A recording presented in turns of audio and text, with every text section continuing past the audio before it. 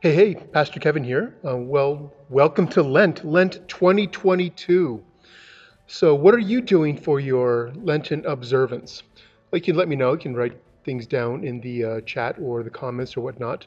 But I'll tell you what I'll be doing.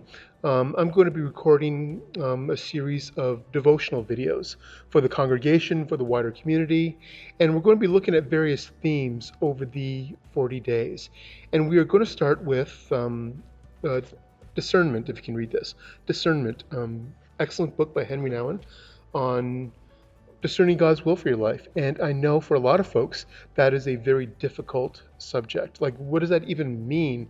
How do we discern God's voice, God's vision, God's guidance, God's direction?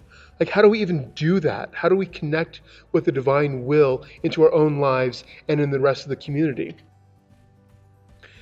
And to also be talking about how faith impacts world events and also how world events impacts our lives and what does our faith tradition say about that.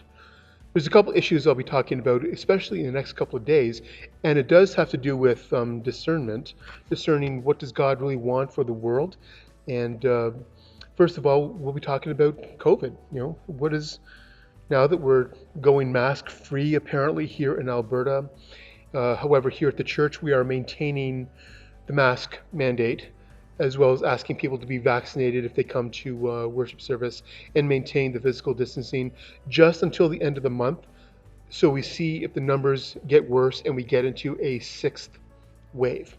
So what does faith have to say about that? So we'll be talking about that in a bit. Also, Ukraine and all the craziness that's going on there. That's, I know, been on the top of the mind of a lot of people, topic of conversation. If there's one thing that pushed COVID off the table for conversation, it is the madness that is happening in Ukraine. And this is a very difficult subject, well, for me at least. Mainly I have a Ukrainian background. My mother's first language was Ukrainian. And so Ukrainian culture has been kind of instilled in me and my family since I was growing up. But also, this is also a confrontation between Christians.